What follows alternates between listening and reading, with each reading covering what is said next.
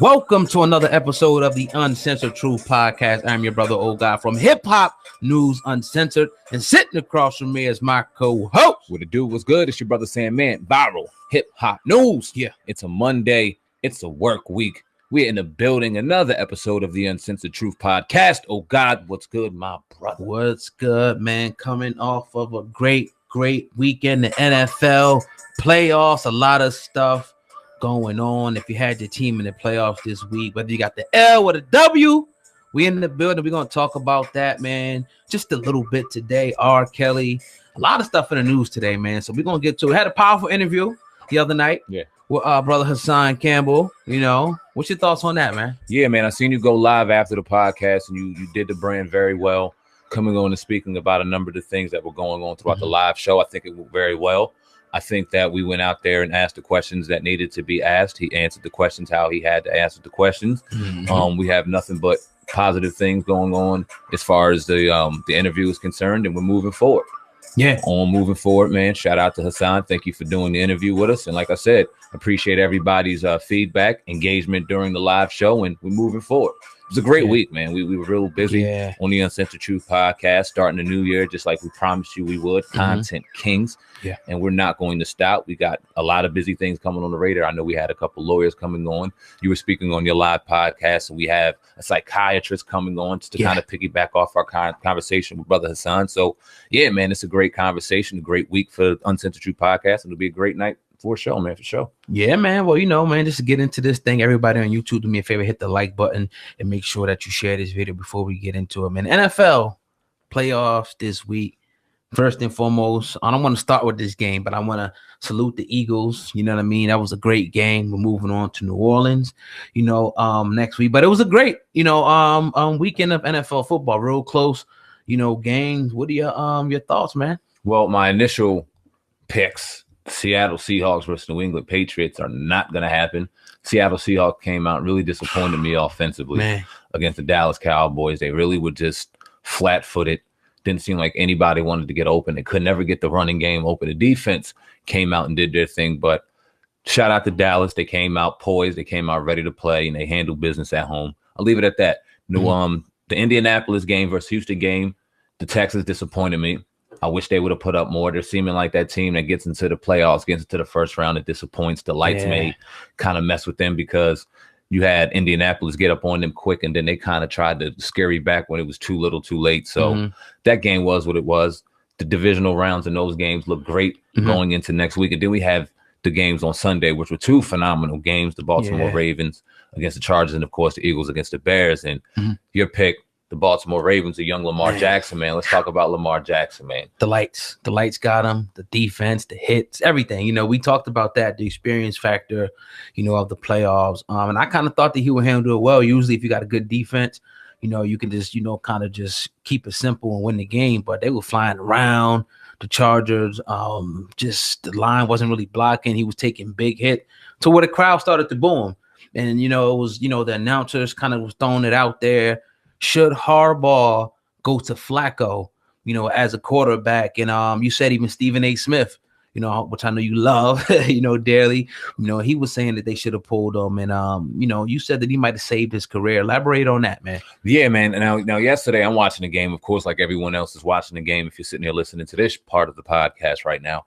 And, of course, we hear the boos. We don't see the offense moving. The clock is ticking. The season is going down the drain. It looks like they're going. And I'm one of those people that were also going, damn, will they pull for Flacco? But I'm also in the back of my mind going, well, will Flacco do any different in this situation? He's not a real mobile quarterback. They're not blocking very well. He'll be sitting back to get smoked just like Lamar is. He just can't read the defense real well. It's flying around him. He's 21 years old. He has to really come into his own. So as we sit here today and then the game digests and we really look at it, and do we hear Harbaugh's response about the situation, alluding to the fact that Flacco would have probably done in no different than Lamar would have done in the last 5 minutes. And we talked about it, and it was a little too late in the situation, but showed a lot of resolve in the last 5 minutes. He was doing his thing. He started scrambling. He started finding open receivers. We don't know if the Chargers may have laid back defensively or not, but it seemed as though he started getting his feet up under him and comfortable in the game. Like you said, it was a little too late. But that being said, with Harbaugh keeping him in, with him being the future and him being the quarterback going forward, because no one's thinking Flacco's going to be a quarterback in the next 2 to 3 years. It's Lamar Jackson. Yeah. So what you do to that quarterback is you give him the confidence and faith and going, look, man, you're my quarterback. You're my guy. This is what we need to work on. These are the mistakes you made. And I got you off season because you want to be the starting quarterback for the Baltimore Ravens here going further. When you see a kid who's already naturally confident and you've seen his confidence get a little shook yesterday, you got to let that boy become a man in that situation. And I think that's what Harbaugh did. Do you think a lot of the is it a difference between a black and a white quarterback? Do you think that black quarterback's given a so-called short leash, to make mistakes, and people call for their head faster than they do for so-called white quarterbacks? Absolutely. There's no doubt about it. And we can go back as far as history, especially when it comes to the mobile quarterback. We were talking about Donovan McNabb, and I'll even go back further. One of the quarterbacks that really caught my attention and love for football, Randall Cunningham. Yeah. And one of the things he was ferocious at was not only being able to beat you with his arm, but beat you with his legs. And he never really got the credit for it he deserved. Across the way with the Houston Oilers at the time, you have a Warren Moon who was an assassin with his arm. He wasn't getting away with his mobility, but he was in there clinically dissecting defenses left and right and really put on the showdown there for the Oilers. Two quarterbacks that never really got the credit. And this is in the beginning of my era. There was quarterbacks that even go back further than that when it comes to the black quarterback. We regress on to Donovan McNabb, who almost revolutionized when you seen his arm, when you seen how he moved, he got away. He was a bigger guy, but he tried to cater to what the people told him. You needed to stay in the pockets. You needed to do this. Yeah. A little bit of what I agree with, but I didn't like how they threw it toward putting pressure on them not to run. Being able to run is something special. You can never defend against that. You're taking away a linebacker to essentially spy on a quarterback that can run. And when they could beat you with their legs and then smoke you and hit you with 60 yards with their arm, it's virtually unstoppable. That's what the credit with Russell Wilson is. That's why they got to get some weapons down there, because he can scramble and he can throw. Why not do that? And this is the evolution of the quarterback. And it's not just black quarterbacks. You see a couple white quarterbacks in there, but every black quarterback you're seeing now be able to run and throw. Lamar Jackson is a special talent. But don't sit back and question his intelligence, mess with his psyche like you did a Robert Griffin early on and tear the kid up early. And that's what I like of John Harbaugh, as a difference of a Mike Shanahan. Mike Shanahan's pulling him, going. Yeah. Talking shit. Oh, you should have been doing this. You should have been doing that. John let him grow, and I can respect that. Yeah, and hopefully, they'll be back. They got a great team, but moving on, the Eagles game, which we thought, it was a great game. Yeah. We're going to talk about the quarterback controversy, but first let's talk about the kicker, Cody Parkey, going in there, missing the, I think they paid this guy a lot, millions and millions of dollars. They gave him an extension. He was supposed to be the guy. You got his uprights, 43-yard kick. He misses. Double doink, as they say. What are your thoughts on Cody Parkey missing that field goal? Should he get rid of his ass or what? Well, the first thing I was thinking, I'm sitting there with my girl watching the game, and I'm like, yo, what? The play of the game was Doug Peterson calling that timeout while he kicked it, because so many times it's almost like 50-50. You get that timeout in there, you can ice a kicker. Now, throughout the season, I think he had 8 kicks that went off the upright like that. Bang, bang, you hear him. Right. I think 4 in one game. Yeah. So that mental psyche is it's already in there. So when he iced him and then you see it doink off, and like you said, you hear you pay him millions of dollars, and then you hear the boos, and he's almost getting death threats, and you feel for the guy, but it's like, man, you got one gotta make it job. Gotta make it. You got one job. You sitting pretty all training camp. You're kicking, you're enjoying yourself, you're relaxing, enjoying the weather, you're doing this. And you're at home. So it's not like you're on a road where it's the Eagles fans going crazy and the thing. People is calm. You got to knock that thing through the upright. That's sad. And it changed the complexion of the playoffs, like we said, because now you got Philly going to New Orleans. You got Dallas going up to St. Louis. Thoughts on those? Oh, not St. Louis, like L.A. Yeah. I think that, I'll start with the L.A. game. Right. I want them to win. Hell yeah. I want them to win. But I don't, it's going to be a close one. Dallas is going to come out there ready. Like I was saying in the pre-production, they do their training camp out there in Oxnard, so they're familiar with the weather. They're comfortable with the scene. They're not going anywhere that's not close to home when it comes to that situation. So the home field advantage, I don't think really is going to be a factor in the game. Offense, they got to go out there and ball.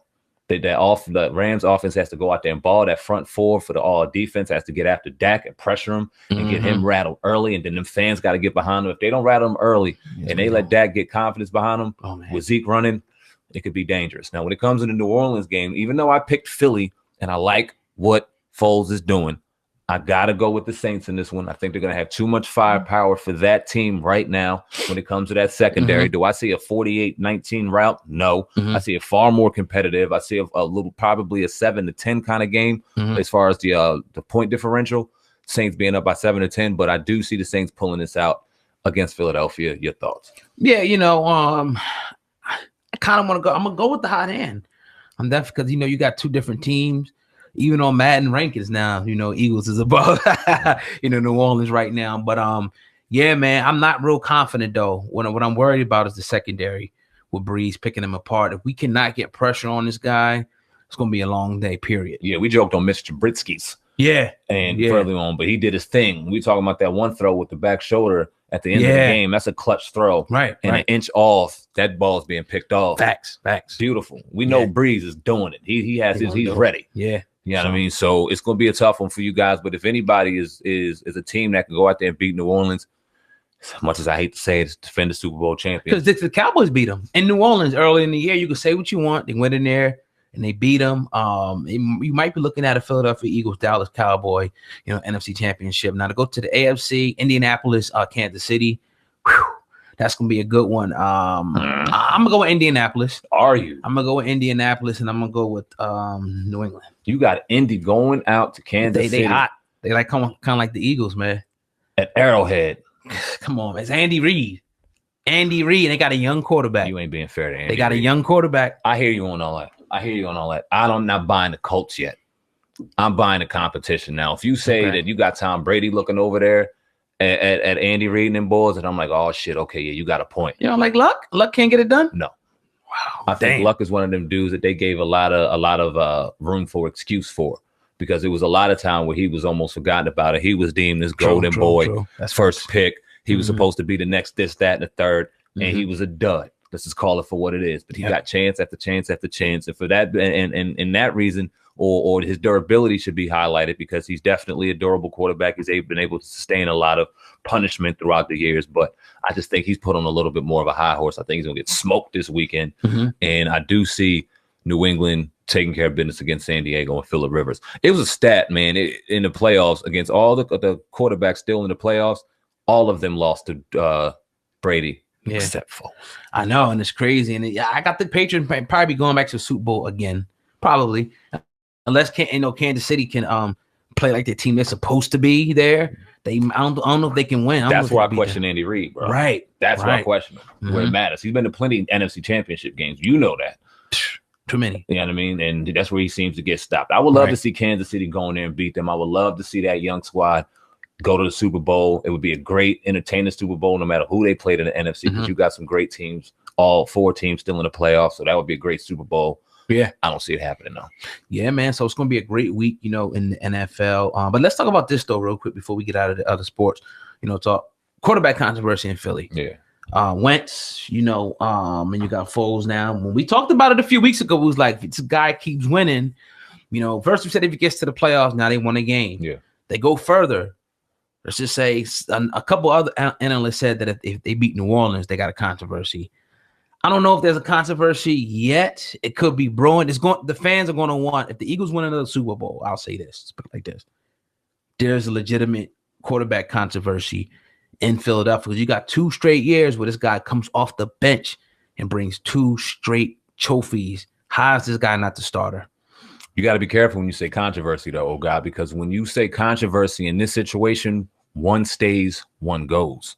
So you got a young quarterback in Wentz who 2 years ago, before he got injured, was the MVP of the league and set the Eagles up for that Super Bowl run. A lot of people say the Eagles were set to win the Super Bowl, whether they had Wentz or Foles, regardless, because Wentz was balling. He gets injured. He gets a little rattled. Maybe he comes in a little early.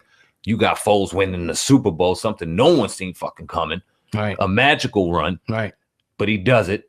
And now you have the expectation of doing it again in Philly. Not easy to do. You got Foles coming in, takes care of his business, does his job as a backup, gets to sit back down, but he's still the hero of the city. You got Wentz, who may have been still injured. You don't know. Didn't seem to click as well as a Foles coming back in and seeming just to be chill in that situation. Foles doesn't seem to be rattled. It's real eerie to me that this dude never seems to be rattled. It doesn't matter what happens. It's like if the ball is in his hands with the last minute and a half, he's going to put him in position to win the game. And you can't argue it. I remember him going against Vic, and I'm like, yo, who is this Napoleon Dynamite with the fucking clown? Who is this clown? But he balled. Never thought he would. He did ball. He was ball because remember it was a competition between him and Vic. Yeah, man. And they was competing. You know what I mean? I was like, get this guy out of here. Yeah, man. I think Vic ultimately won, but as we see, but the crazy part about it, I was looking on Vic's Instagram. He'd been voting for Foles the whole time. He knew. Yeah, he knew. So definitely, I think he even put a quote where he said he would be a starter, one day in the league. So shout out to Foles, man. I mean, it's when you got a special leader, whether it be the locker room, the house. Wentz might be a more talented player, but the leadership, he's got a spark under this team. I don't know what it is, and I don't know, man. The Saints might be in trouble. It's hard, I'm trying to be logical, and you would say the Saints, but NFL is everything but that from week to week. Anything can happen. If y'all keep it close, I'll give you a shot. If you're playing from behind, you got no chance. Yeah, we'll see, man. Definitely, but we can't wait to watch those games Saturday and Sunday, man. The NFL talk is out of the way on the Uncensored Truth podcast with your brother, Old God and Sam, man. If you're listening on YouTube, do me a favor, go ahead and hit that like button and make sure that you share this video. I'm going to start with this one, Sam, man. We probably been talking about R. Kelly for a few. We got a couple stories on him, but we got to start with this one, man, with Charlamagne the God. It appears that old tweets now are beginning to surface from a whole bunch of people. This time, Charlamagne the God seems to be the subject of scrutiny. Now, I'm going to just put these on the screen, Sam, man, and I want to get your thoughts on these tweets here, as y'all see, from Charlamagne the God from November 28th, 2010. It says, R. Kelly looks 20-something. The fountain of youth clearly can be found within teenage vagina. R. Kelly is thinking Barack's daughter can get it. Furthermore, R. Kelly had the best celebrity sex tape of all time. Now, just before I let you go, Sam, man, there's been a lot of people, who've been very vocal about Charlamagne over the past few days, but even over the past few months with the scandal coming out about him and his past, which we already, covered that to nauseum. But now the R. Kelly docuseries has came out. Everybody's coming out of the woodwork. Tweets are coming out.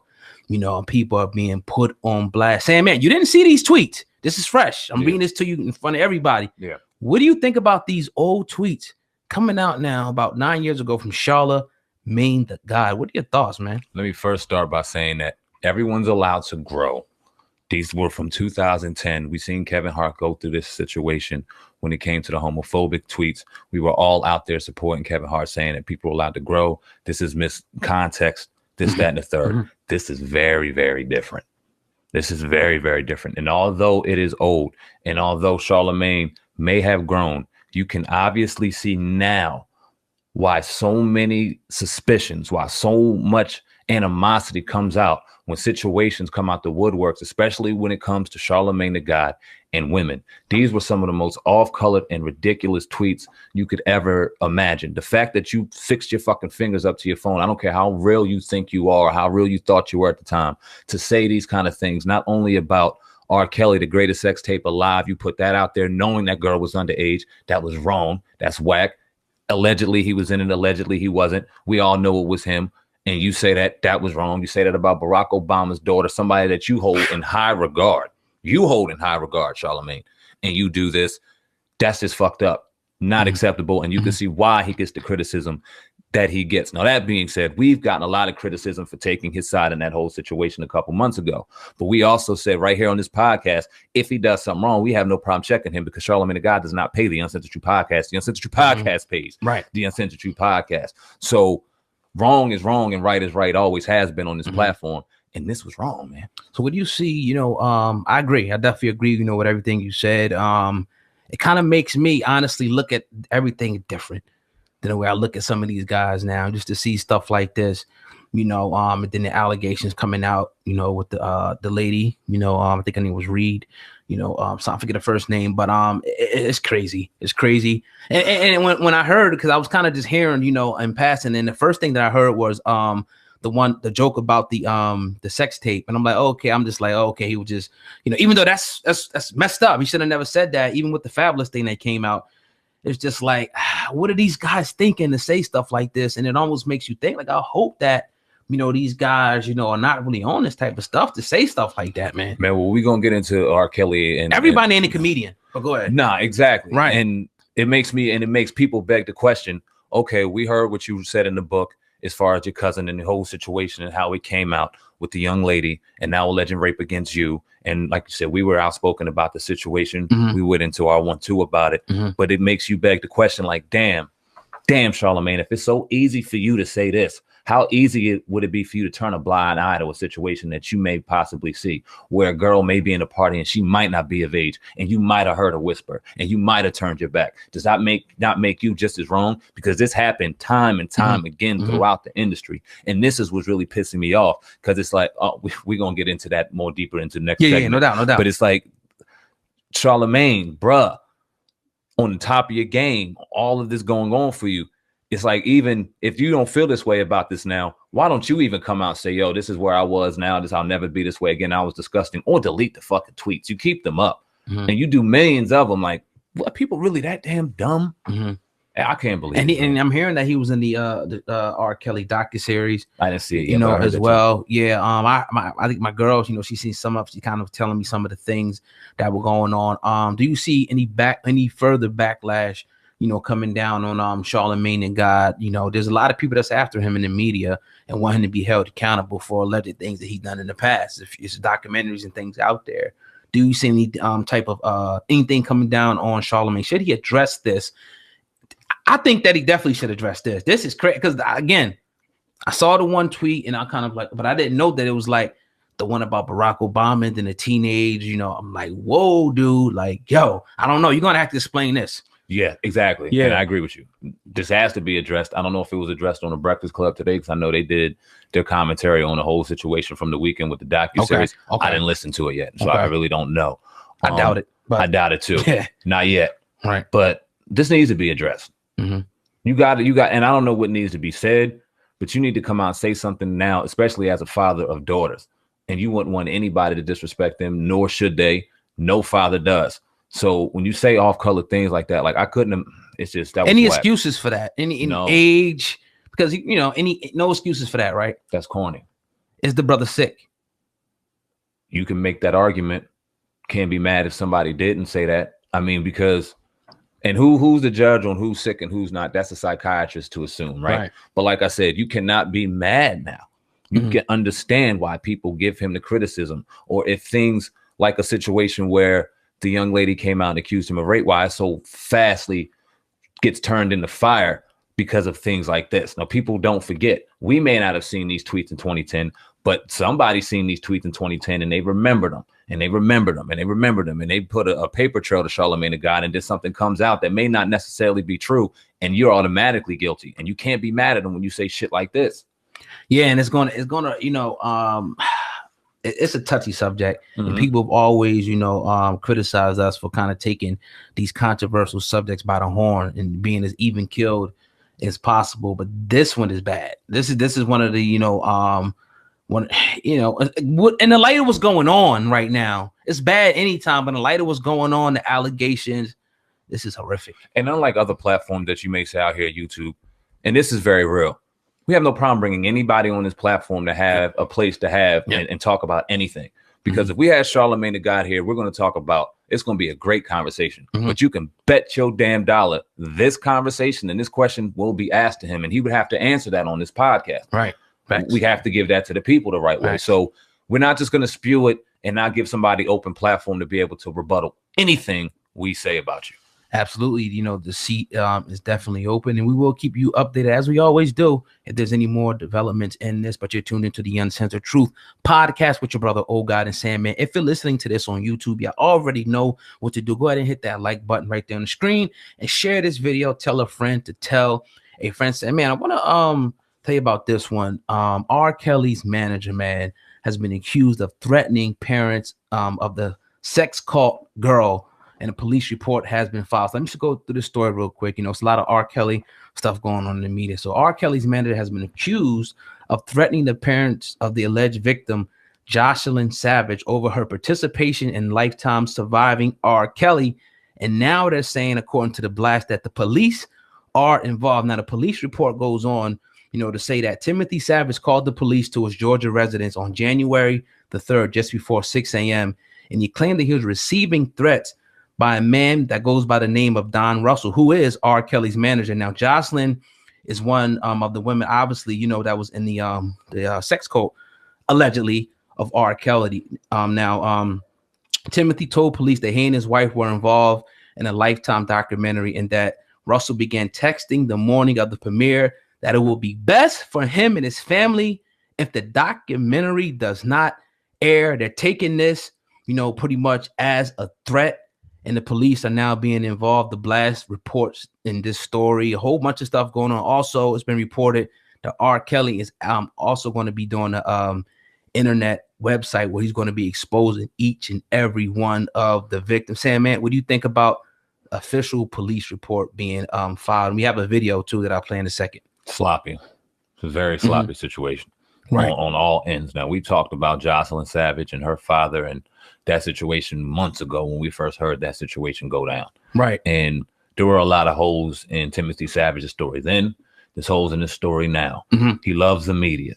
He loves being in front of the camera. He loves talking. Damn. Anybody who loves doing that, you got to question and suspect. When it comes to serious issues like that, like you said, we're going to get into a conversation when it comes to R. Kelly, what Master P said, but why didn't you bust this motherfucker to the white meat before you went to the authorities and told him what was going on, if anything real was going on? Why are there holes in your story from your daughter that said you set up the meeting with R. Kelly himself, that it was you, and that this is all about money?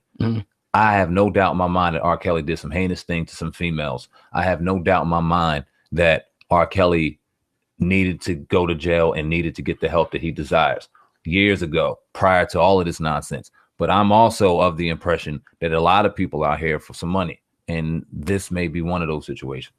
Let's hear what he had to say.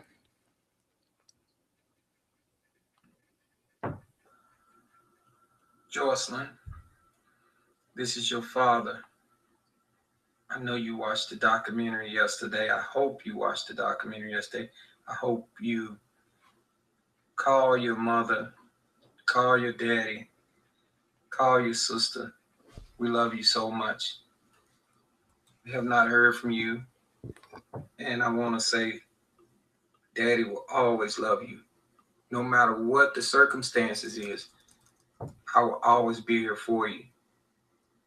I love you, baby girl. All right, so that's him, not saying anything pertaining to that, but that is what it is. I don't know too much about this cat or whatever, but it's crazy. Definitely. Yeah, I mean, and I don't know how old she is right now. I think she was 19 at the time. Okay. Which makes her legally of age. Right. But I'm a father, and I still got arms around my baby at 19, and ain't no 35, 40-year-old man gonna touch her. It's crazy, yeah. Part of that. Nothing. Not happening. Not fucking happening. Right. Crazy. So get off the computer, man, and go get your girl if you want your girl. Yes, sir. Now continuing with the whole R. Kelly theme, there's been so much, coming out, on R. Kelly. But Master P, put out a video today sitting in his home theater that we're gonna expound on. So let me play this clip right now, then we'll get right to this.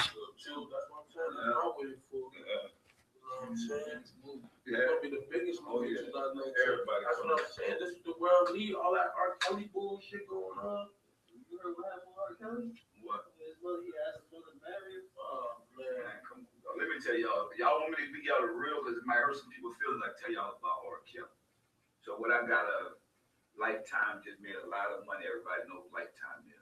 That's a reality show. 6 seasons, 6 episodes of that. Let's be real. Now the truth, what I don't like, the parents. If you somebody daddy and you knocking on the door, pitching the window, they got your daughter in there, y'all know I ain't gonna be on no reality show or Lifetime. I'm gonna be on CNN, straight up. You know what I'm saying? It's gonna get real. Think about it. I'm not about to play with nobody. I'm gonna burn it down. I'm gonna do something. So I'm telling y'all, that's what I don't like. This ain't your kid in there.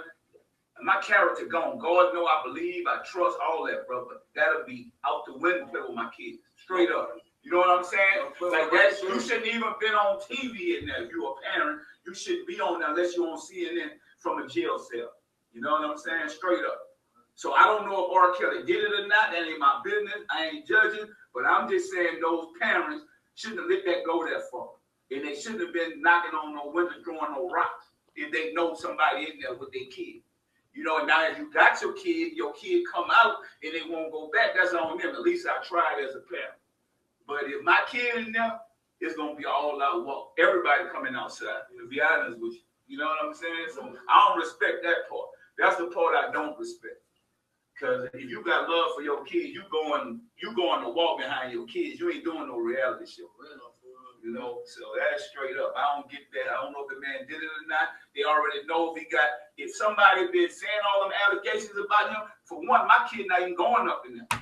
All right, Sam, man, you know, another angle, you know, of this you were talking about in the pre-production, you know, is this whole angle of the people benefiting off of this, you know, case what Master P is talking about. And then, you know, the parents pretty much, we never heard of nobody doing nothing to this guy. If it was so many people, not to say that it didn't happen, we asked the question, if so many young girls were going to this sex cult, where were the parents at? Sam, man, give your thoughts on that. You got to excuse me, old guy, because I'm about to go in because it's this. Do you think, man? This is okay because we've been very objective about the situation. Like I said earlier on Viral Hip Hop News, we've been very prideful in being objective, and we've taken our number of criticism from both sides of the equation. Those who feel like R. Kelly is being railroaded, blackballed, etc. Those who think he's 100% pedophile. We stayed right down the middle. Let's keep it for what it is. This man has been a pedophile for 25 years. We all know what he did with Aaliyah. We all know the license was forged. She was 15 years old. We knew then what exactly we know now.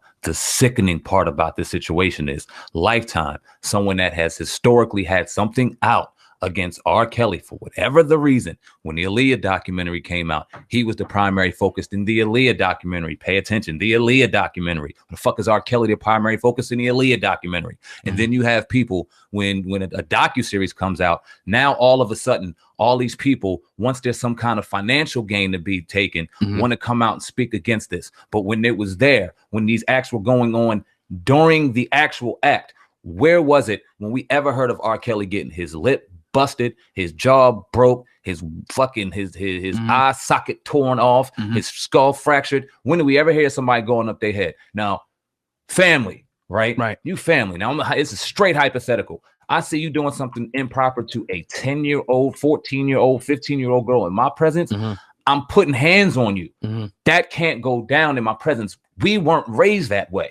You can't tell me that grown men or grown women watched and sat there and let this man do these things and did nothing because you were being taken care of by the #1 R&B singer, the #1 R&B writer at the time. And the second that got dry, the second that got depleted, the second that no longer was available for you, now you got this some kind of moral fucking conscious compass on you, and you want to go do a Lifetime series and let it all air out and go do what the right thing is for some financial gain. It's whack.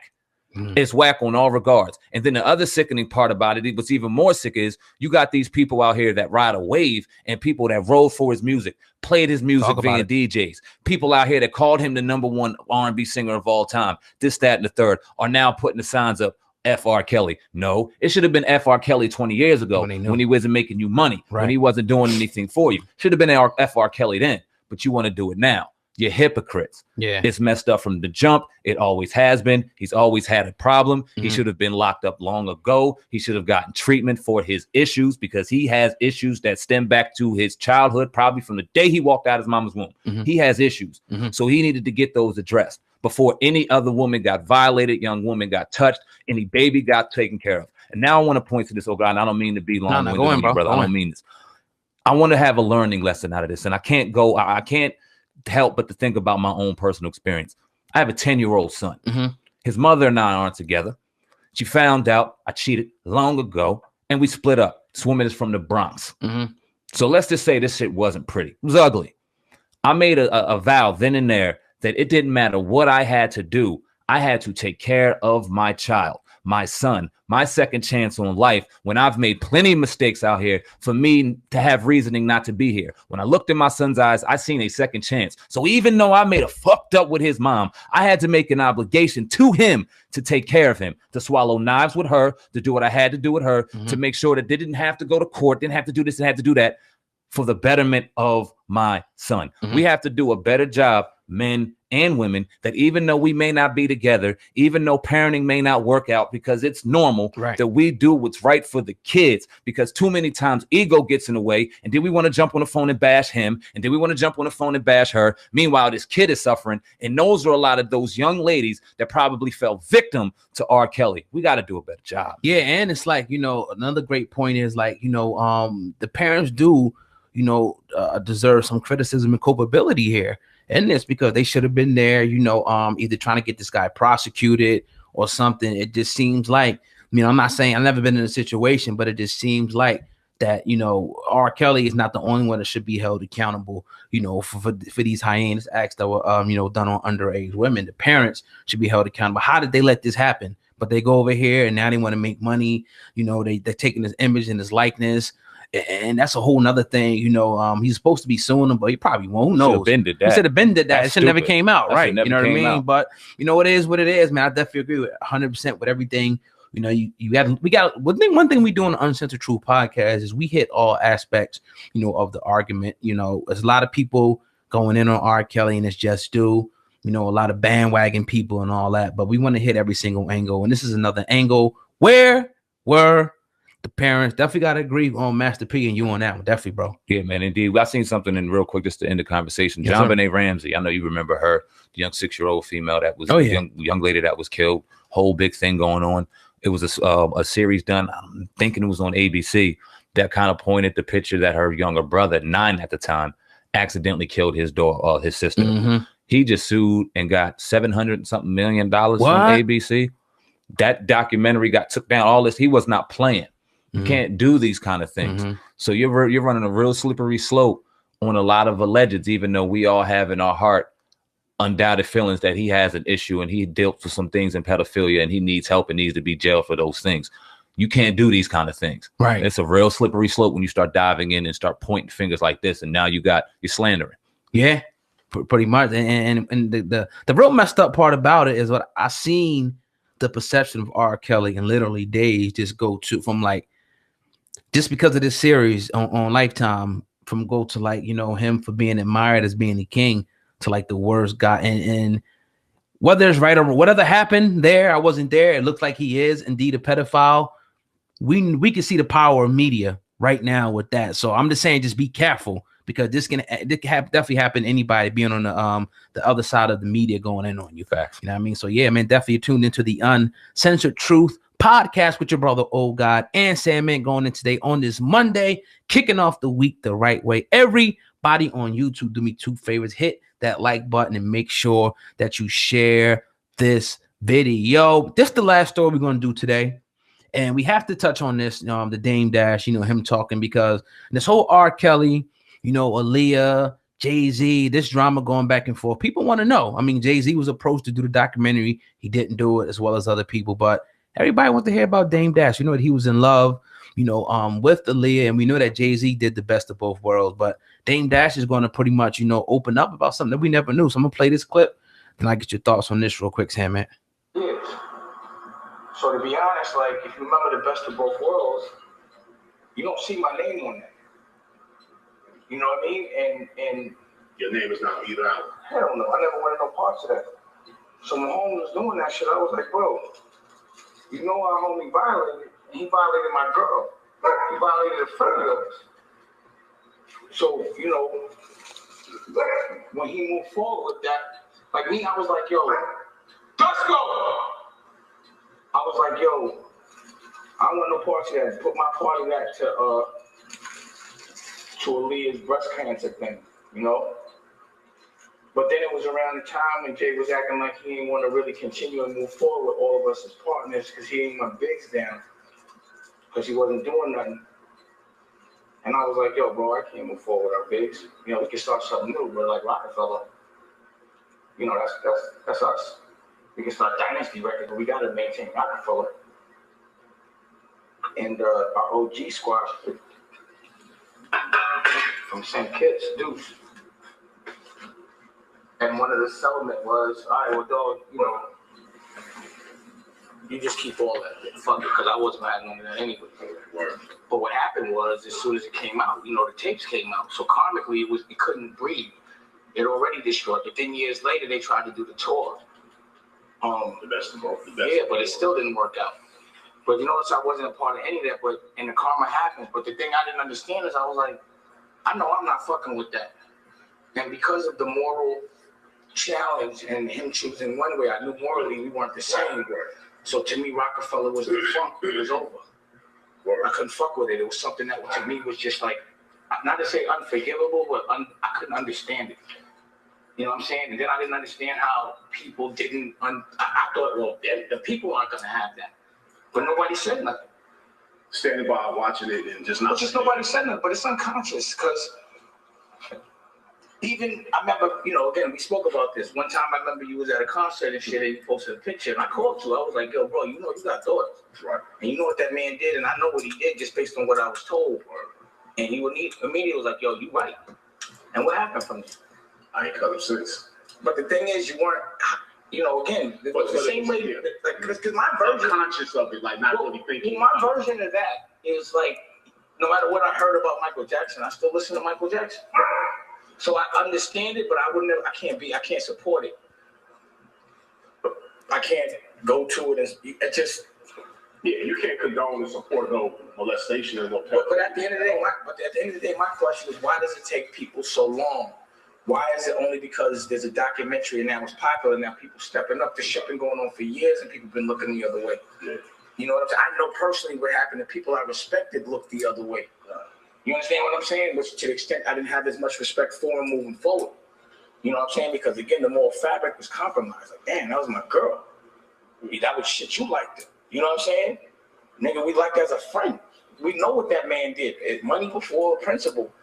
Is that intentional or is it something in the air? Like, what is it? But again, I had tried to put a lot of that behind me because I know the anger of addressing it, what it does, it becomes a distraction.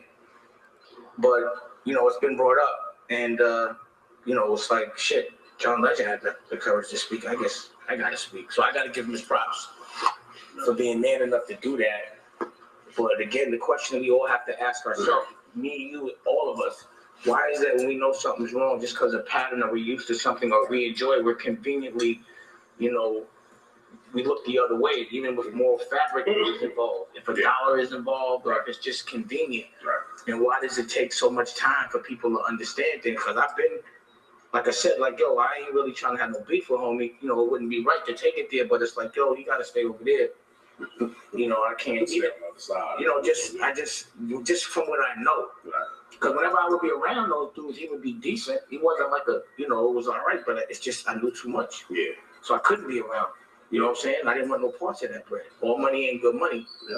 So it's like. So yeah, man, that's you know, you can find the rest of the full video on Hip Hop Motivation. Definitely leave the link to that, you know, in the description box. Dame Dash bringing up a lot of the same points that we brought up. You know, he's, you know, a lot of people that turned their eye, you know, back in the day to this R. Kelly thing. A lot of almost everybody.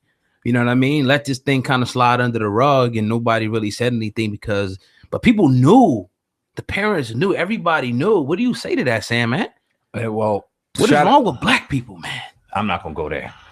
It's not. It's all people. We ain't gonna do that. It's all people. It definitely is. It seems to get highlighted a lot more in black people when it comes to us, and I think that's because we all individually don't have direction individually. We all seek direction from this one sole purpose or want to find reason, and we just need to find individual direction so that we can all move on accord. That being said, Dame Dash, this was a great piece done by our brother Kenyatta Griggs over at Hip Hop Motivation. Shout out to him. We got that review coming for your movie. Yeah. That'll be there tomorrow, man. We still continuing to get into depth with that. But that being said, man, now Dame Dash is getting a lot of criticism for what he said. This interview was deep. Yeah, it was very deep. Kenyatta Griggs challenged Dame Dash on some issues as far as parenting is concerned. How did it go as deep as it was supposed to go, even in regards to Aaliyah is concerned, while being respectful, of course, because he knew that Dame Dash was in a relationship with Aaliyah and that situation was touchy in regards to the parents. Dame Dash said respectfully he's not going to talk about that because of the sensitivity behind that. All sides are respected, but Kenyatta was very passionate in his point. Couldn't agree with him more. you've seen this happen throughout the music industry. And like I said, like we alluded to on the past segment, people are guilty for not saying something sooner. We've seen them issue the boys with B2K and Raz B and Chris Stokes and Marcus Houston. And now we see them on tour. But we've seen Marion come out and say the things that he said about R. Kelly and said even though that he wrote most of their songs, he'll be doing those songs on the tour, but then he's going to continue to stop doing them because he's a father and things like that. But failed to answer the things that happened within his own group. But then highlight and say that he did see things that happen within the industry. And we all know the conspiracy theories that go on with the sacrifices and what you have to do to get in Hollywood and all these things like that. Maybe a lot of those things stem from a lot of the heinous and sick shit that people were seeing out there, but were afraid to just put, hey, man, you're nasty. Right. Nah, this is satanic. Nah, this is death. No, you're nasty. Well, you think people they feel like that's maybe snitching? That's the reason they don't want to come out and say anything. Like, I don't get it, man. Like you said, if you seen this if you know about this going on, you want to say something or do something. Let me tell you what constitutes as being a snitch.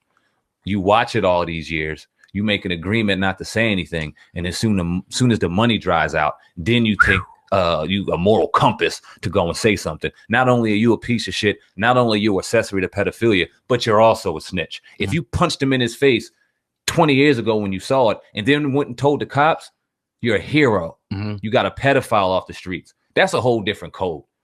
Some people gotta get off the streets. I don't give a fuck if they're black, white, yellow, purple, whatever. If you out here molesting children, you need to be off the streets. And people need to just understand that. That ain't snitching. Right. That ain't snitching. You sitting there covering it up for 20 years because you're getting money, and then all of a sudden once the money dries out, then you want to talk, oh, that is a rat. Yeah. Yeah, and as you know, here's the thing I want to ask you, are you going to be checking out R. Kelly puts his website out, and he's going to be actually, according to him and his team, exposing each and every one of the victims coming out. Are you interested in seeing that? Bro, my opinion is this. I didn't watch the docuseries. I ain't watching that. I'm not getting involved in this bullshit. I felt the way I felt towards R. Kelly when I seen it as a child. I was too young to understand it then. Like I said, I Believe I Could Fly. I loved The World's Greatest. When I was a teenager and a kid, I sung these songs. So obviously I looked up to R. Kelly like a lot of us did. The more you grow, the more you understand, the more you see what he did. You can't respect what this man does. I wasn't in there enabling this man. Right. You understand what I'm saying? That's crazy. Yeah. Google. We had a conversation about that, but man, that's crazy. Nah, man. Yeah. Can't happen. Yeah, no doubt. Definitely, agree with you on that one. But you're tuned into the Uncensored Truth podcast with your brother, Oh God, and Sam. And one more before we get out of here today, Sam, man, you talked about this earlier on your platform. Yeah, man. Centoya. I'll let you do it. Go ahead, bro. You got it. Centoya Brown. Yeah, let me pull up the story real quick that I was reading earlier. Yes, sir. But yeah, she has got granted clemency from Tennessee. This afternoon, she will be released from prison August 7th. Dope. We all know why she was in jail. She's been in jail for 15 years now. She was in a situation with a male. I don't got his name. I'm paraphrasing right now. Involved in a sexual situation. She was being raped, grabbed a gun, killed him. Yeah. She got sentenced to life in prison without parole. Then it was 51 years till she was able to gain a parole hearing. Everyone was talking. We got to get clemency in this situation. We got to get clemency. And finally, the governor, Bill Haslam, before he got out of office, he granted clemency. She will be free August 7th. This is great. This is something that's just due. She spent 14 years behind bars already for this situation. I think she has paid her debt to society. Oh, yeah. A lot of people think she shouldn't have been in jail at all. I'm personally one of those that feel the same way. Something should have been in there with self-defense. If you got a 14-year-old baby in there with a grown-ass man, the fuck is going on? Got tried as an adult. Real fucked up system we got going on, even in that regard. But the right thing was done. She is under the parameters of having to, she's on probation for 10 years, which you obviously, you see that coming. Yeah. She has to seek counseling for her trauma, which is understandable and something that's commendable. And one of the final things she has to do is go and teach and mentor young women, young children who may be going through the same situations she's going to. And that highlights the point that we were talking about, and maybe the brother Hassan last week. We got psychiatrists coming in who are personalized and have professionalism behind situations like this, so that we can kind of gain a better understanding of the mind frame of a young child going through these things without being able to physically go through the things ourselves. It's a conversation that needs to be brought up more. We talk about the predators, but we often don't care about the prey as much. We're going to try to change the narrative in the conversation. Shout out to Centoya Brown. Yes. I can't wait to hear from you. She has to also get a job. So I want to implore anybody, and I said this on my on the thing earlier, anybody out there that's willing to give her a job if she's looking in the field, you got to give second chances to this woman and understand. We all know how convicting felons roll and things like that. She's going to have to be able to do shows and interviews. Pay this woman for her time. Let's get her, you know what I mean, the second chance that she deserves. Yes. But that's another episode of the Uncensored Truth podcast in the books. On Monday, we're going in tomorrow. Once again, we're coming at you at least 4 to 5 times a week. This Friday, we're trying to work on an interview for you guys, but you already know what it is. If not, me and Sam Ant will be live Friday night on Hip Hop News Uncensored at 8 p.m. We had a dynamic interview the other day with our brother Hassan Campbell, and we're going to keep bringing you, more and more interviews. Your brother, old guy, Sam Ant, everybody on YouTube, if you're listening, hit the like button and make sure you share the video. We should be introducing some new, audience from iTunes and Spotify real soon. Still waiting on that. But if you do hear this in the future, peace to you, and we do appreciate each and every minute that you listen to the podcast. Indeed. Till then, till next time tomorrow, we out of here, man. Yes, sir. Peace.